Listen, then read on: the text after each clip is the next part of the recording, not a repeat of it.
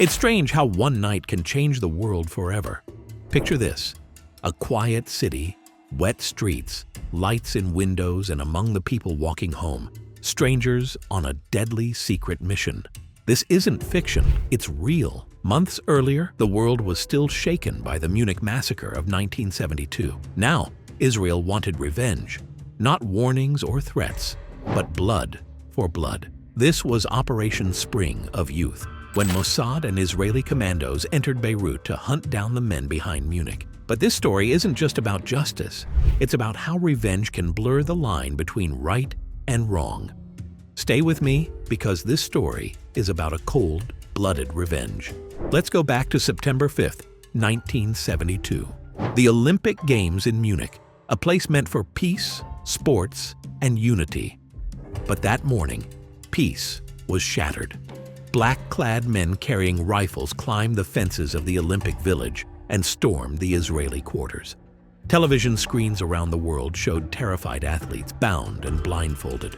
Hours later, chaos exploded at the airport during a failed rescue attempt. When the smoke cleared, all 11 Israelis were dead. For Israel, this wasn't just an attack. It was humiliation. Prime Minister Golda Meir watched those images with tears and fury. She made one simple promise: those responsible will pay. That promise gave birth to a long, secret campaign called Wrath of God. Mossad agents hunted down anyone connected to Black September. But this time, simple assassinations weren't enough. Israel wanted to send a message to the entire Middle East. Touch an Israeli, and you are signing your death sentence.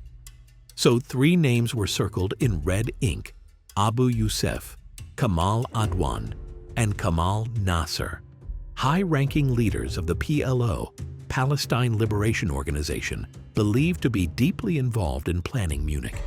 They were living comfortably in Beirut, Lebanon, a city full of music, cafes, and nightlights. They thought they were untouchable. They were wrong. In smoky rooms in Tel Aviv, Israeli intelligence planned something they have never done before: a secret raid deep inside Beirut. They called it Operation Spring of Youth. A Mossad agent named Yael lived undercover in Beirut, posing as a journalist. Every day she took photos, not of people, but of doors, windows, and lights. She mapped every move of their targets. Mossad recorded phone calls, routines, even coffee times. Nothing was left to chance. The mission was led by a young, daring officer, Ehud Barak, who would one day become Israel's prime minister, and the legendary soldier Muki Betzer. Their goal was to strike 3 apartments at once, grab documents, and disappear before anyone could react. The mission had to be perfect because if they failed, it could spark a war in Lebanon. For weeks, the team trained in fake buildings built to match the real ones. They practiced every step, along with breaking doors, escaping under fire, even disguising themselves as civilians. Some dressed as couples, others as journalists. And yes, Barak himself wore a wig, makeup, and heels to blend in. Then came the night. Under a moonless sky, speedboats slipped out of Israel. The sea was black and silent. Hours later, they reached Beirut's shore. Cars were waiting, their engines still warm. License plates had been changed to look local. The city was alive with music and laughter as the disguised soldiers drove in with guns hidden under coats. And there among them sat Ehud Barak, dressed as a brunette woman, heading straight into enemy territory. The clock struck midnight. On Hamra Street, the radio crackled with a single word: begin. And just like that, months of planning exploded into action. 3 teams moved at once. Each knew that if even one group was late, the others could die. Mission 1: Kamal Adwan. The first team reached Adwan's building. The lock had already been studied, weak and easy to break. One kick, and the door flew open. Adwan jumped from bed. His wife screamed. Children cried. Before he could reach for his rifle, the commandos fired. 4 bullets. Quick, clean, silence. They confirmed the kill. collected papers from drawers, snapped photos of the scene, and disappeared, leaving behind the echo of children's sobs. Mission 2. Abu Yusuf. At another building, a guard stood outside Abu Yusuf's door. He noticed two tourists hesitating in the hallway and opened the door to ask what they needed. That was his last mistake, a silent gunshot. The guard fell instantly. The team rushed in. Yusuf grabbed for his pistol, but it was over in seconds. They found safes filled with letters, maps, and secret contacts, all packed into bags. Before leaving, one soldier saw a photo of Yusuf's family on the desk and quietly turned it face down. Mission 3. Kamal Nasser. The third team reached the apartment of Kamal Nasser, the poet and voice of the PLO. He wasn't a fighter, but his words had fueled thousands. When they entered, Nasser was standing calmly in the living room. He didn't run or scream. He simply looked at them, as if he knew what was coming. One single shot ended it. The typewriter beside him was still warm, a half-finished page stuck inside. The team collected his papers and tapes and left without a word. Beirut was waking up, dogs barking, windows opening, gunfire echoing. The Israeli teams had to move fast. One group's escape route was blocked by a taxi.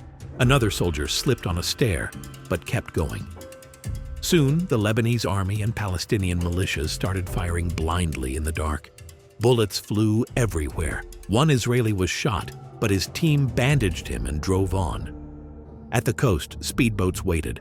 The soldiers sprinted through sand under fire, jumped aboard, and sped into the dark sea. No one spoke. They just watched the lights of Beirut fade behind them. 3 targets down, documents secured, mission complete. But inside, they all knew, victory always comes with a price. By morning, Beirut was in chaos. 3 PLO leaders dead, buildings damaged, crowds calling for revenge. Across the Arab world, fury spread like wildfire. In Israel, the reaction was completely opposite. The mission was hailed as justice for Munich. Some wondered, did this make Israel safer or start another cycle of blood? Operation Spring of Youth became legendary. It was proof that Mossad and Israel's commandos could strike anywhere with perfect precision. It gave Israel pride and power, but it also turned the slain, PLO leaders, into martyrs, inspiring more violence. The soldiers who took part never forgot that night. Some still remembered the crying of children or the calm eyes of men they killed. Around the world, reactions were mixed.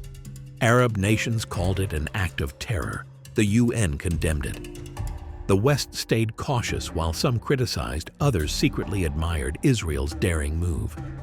As one paper wrote, "No one who kills Israelis will sleep peacefully again."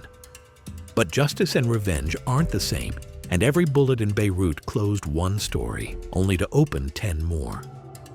When you think about Operation Spring of Youth, it's easy to see it as a movie. Brave agents, flawless planning, a smooth escape.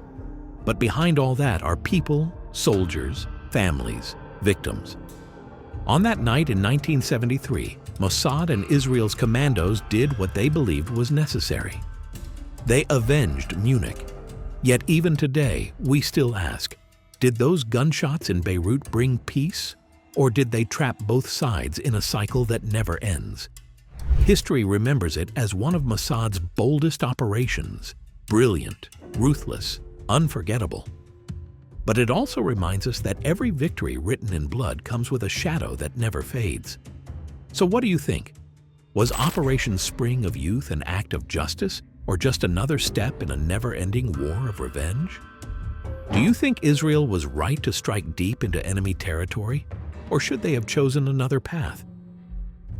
If you enjoyed this story and want to explore more secret missions and real-life spy operations, don't forget to like, share, and subscribe, because next time we'll uncover another hidden chapter of history. Until then, stay curious